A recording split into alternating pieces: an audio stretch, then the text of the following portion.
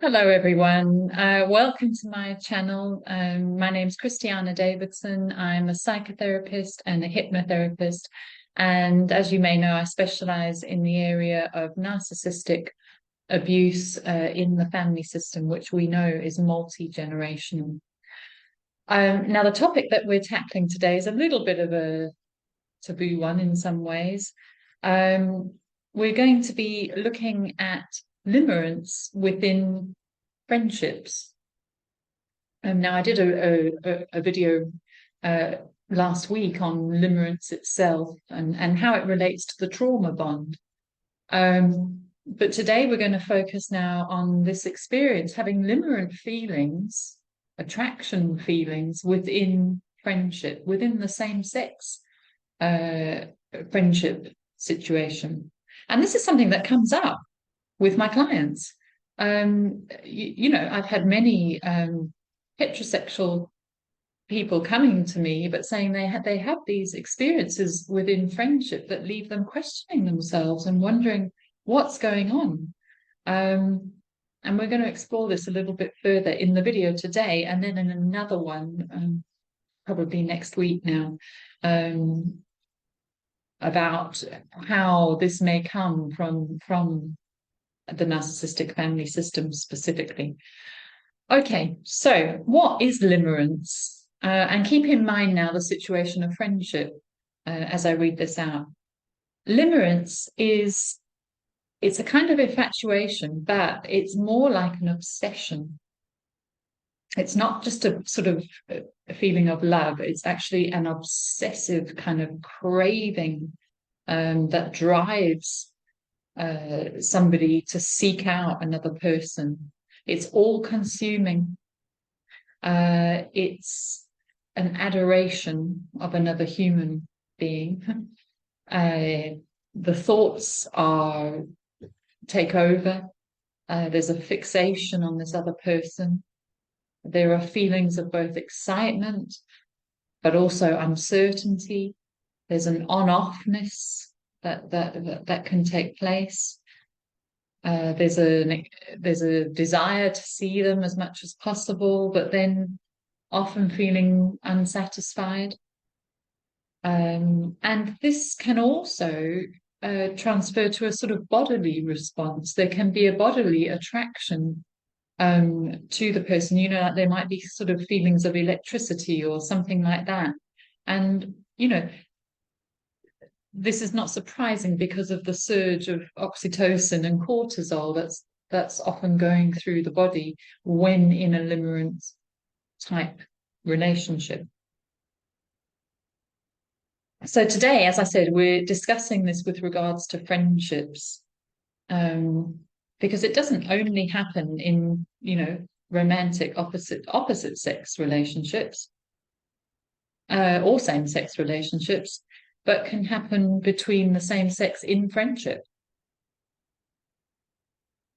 So before I get loads of hate mail, I'm only offering a suggestion here, something to think about in this video, that you're free to consider or not. I'm just trying to suggest that not all feelings of attraction between two people, regardless of their sex, is indicative of sexuality and who you're meant to love. I'm suggesting that limerence is actually not love, that it is an addiction. And therefore, I'm suggesting further that limerence is quite simply a repetition compulsion and an attempt to securely attach, to connect, to bond. And it comes, therefore, from a trauma in the attachment relationship in childhood. So in that sense, these limerent feelings that you may experience in a friendship with the same sex are actually a window in to the attachment wound of childhood. And therefore, the feelings that are evoked are going to be hugely intense. because it relates all the way back to the first wounding in relationship. And much like Gabor Mate would say, you know, all addiction is an attachment wound, comes from an attachment wound, an attachment trauma. And that's what limerence is. It's an addictive response. So we're looking here at an attachment wound rather than it being suggestive of sexuality or anything like that. I hope that's clear, and I hope it's not you know, making anybody feel like I'm discrediting them in any way. It's not meant to at all. So now the thing is, if you experience limerent feelings with the same sex, I'd like to propose a few of the potential reasons why that may occur. But I'd also like to suggest that it is indicative of a certain type of wounding, a certain type of attachment injury in childhood. Now, today, we're not going to focus on the type of wounding. That's going to be in part 2 coming up soon. Today, we're just going to understand what limerence is like within friendship and explore some of the reasons that could be underpinning it. But we'll go into greater depth in the next video. So I thought today we'd take an example of one of the experiences of my clients. And this is, you know, my client's happy for me to share this. I've adapted some of it. No names mentioned, obviously. So listen along and see whether, you know, this helps you understand your situation a bit further. You know, it's a real life example, in other words. Okay, so one of my clients recalls it like this experience of limerence in same-sex friendships. She says, I'm a heterosexual woman, but I recently experienced this confusing situation. A new lady entered my life, her friendship group, and she said she was beautiful. You know, at first sight, she was beautiful and she was friendly and confident. And my client said, you know, it was obvious that she knew she was attractive. And my client said that she was drawn to her charismatic personality and her confidence in herself as an attractive woman. And my client said, well, that's the exact opposite of me. I'm not confident in myself. I don't find myself attractive. I've got a low self-esteem. I'm not charismatic. You know, so this woman was in some ways the opposite of how my client felt about herself. She goes on further here. Well, it took a while, but we began to become friends. She says, I did notice, however, that sometimes she would drop me at the last minute, and that would be quite often. But at other times, when we did meet, it was like there was this kind of electricity between us. It was like being hypnotized, she says. And she seemed to reciprocate the feelings. But my client wasn't sure. She said we shared many long stares, long moments of eye contact, just that bit longer than you would normally expect. There were little touches. And my client said that sometimes she thought that this other woman was almost being a bit flirty or a bit seductive with her. She was giving off those signs. And it left my client feeling so good, like being on a high. I mean, here is this person who is everything that I'm not, and she is wanting me It's like she's in love with me. But then my client wouldn't hear for a couple of days and was left in complete confusion and self-doubt, wondering whether she'd completely picked things up wrong or completely interpreted it wrong. And this left her with the desire to keep reaching out, keep sending messages, keep calling. And she says she always did this. She was always the one to reach out. She says, I found myself obsessed and thinking about this woman and all the little moments when she showed signs of wanting me to. And these would help to blot out the moments when she clearly showed the opposite. Even when we weren't together, I would recall in my mind snapshots of our times together. And this kept me in that high feeling state, in a limerent state.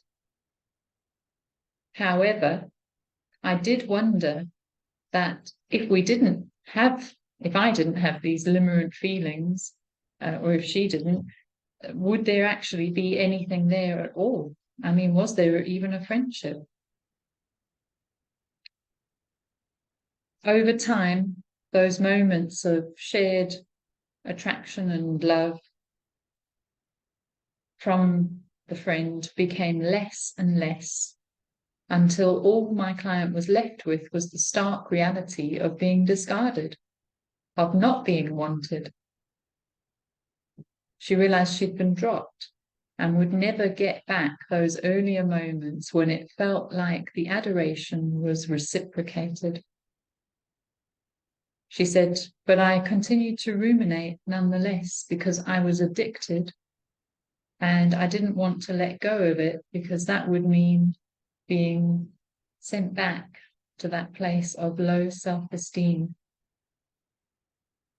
So let's explore this a bit together now, because it brings up quite a few of the key experiences of being in a limerent friendship. Now, I forgot to mention my client's actually married, so this is something that's happening outside of her marriage. So what do we see in this? First of all, there is the seeing another person, being drawn to another person who has qualities that we desire, but we don't believe we have.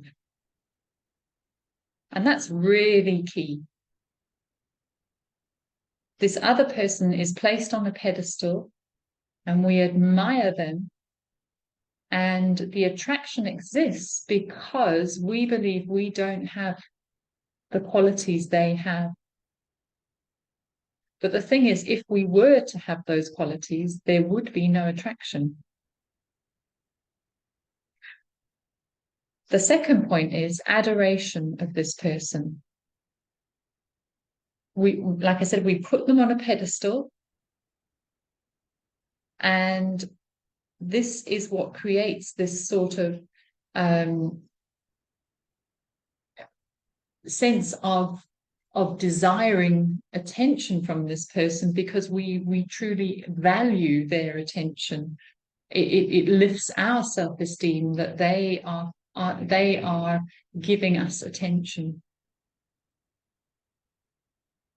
Number 3, there's perceived mutual adoration at the start, but this is coupled with uncertainty at times. There's an on-offness. It's not like real love. Love is, it is certain. There's a sense of it growing and maturing, and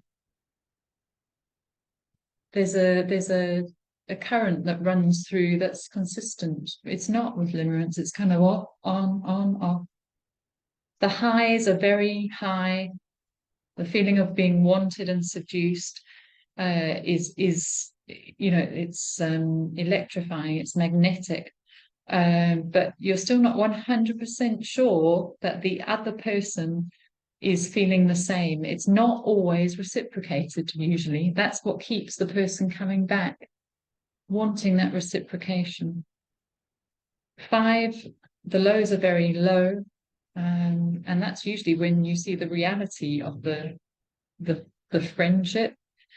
And limerent thoughts then are what help to numb that pain about it not being really reciprocal, and to sort of deny the doubts. Number 6, there's a desire to reach out, and in fact, often being the one to reach out. So there's a one-sided power dynamic. And last of all, the body is aroused too, as there is a seductive element. It has a sexual element to it too. Okay. So very important here, if you are experiencing this type of hypnotic, toxic, overwhelming draw to another person, a friend, it's important to explore this for what it may be, really. The first thing I would suggest to you is to bear in mind that narcissists are seducers. They seduce people at the start and they hypnotize them. They particularly go for people with low self-esteem. And it's because they have low self-esteem that the narcissist can set themselves up as the remedy to the person's feeling low about themselves. So when someone has a low self-esteem, it makes them more prone to idealization, to idealizing others and being, being needy of idealization in return. So this makes it perfect for the narcissistic person to manipulate somebody who is low in self-esteem. And they do so first by soothing the low self-esteem, by building up the self-esteem, but secondly, to become the source of self-esteem for the victim. Thus, limerent feelings are a sign, quite often, of the narcissistic codependent empath dance. So be aware.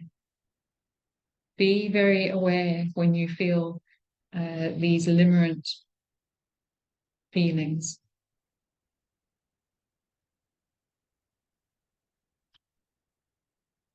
It's also important, the first point that I mentioned here, be aware of yearnings for another person. Really take some time to explore, okay, what is it that I find admirable or that I'm drawn to in this person? Write it down, and then start to see that you actually do have these qualities.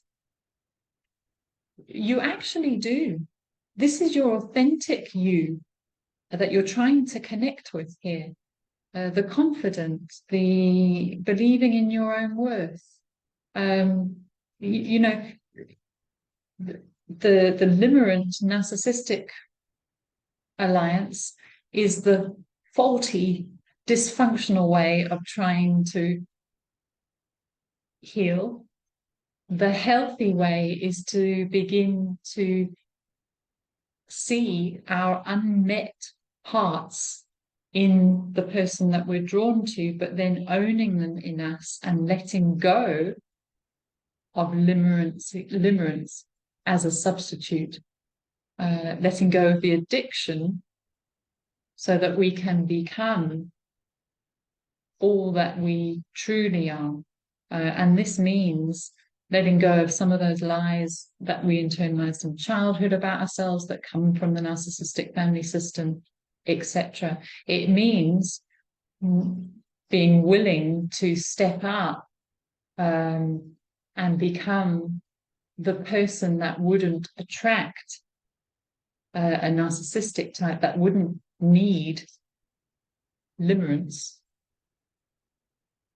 So I'm going to leave this video here today. I hope it's made sense. I feel like I've gone around things in a bit of a different manner today. The next video, like I said, is going to look at limerence in friendships, part 2, But we're going to look at the origins of this now, how it could really come from that early attachment wound with a parent, usually the mother, for both sexes, that is. Okay, everybody. I look forward to seeing you again soon. Take care. Bye.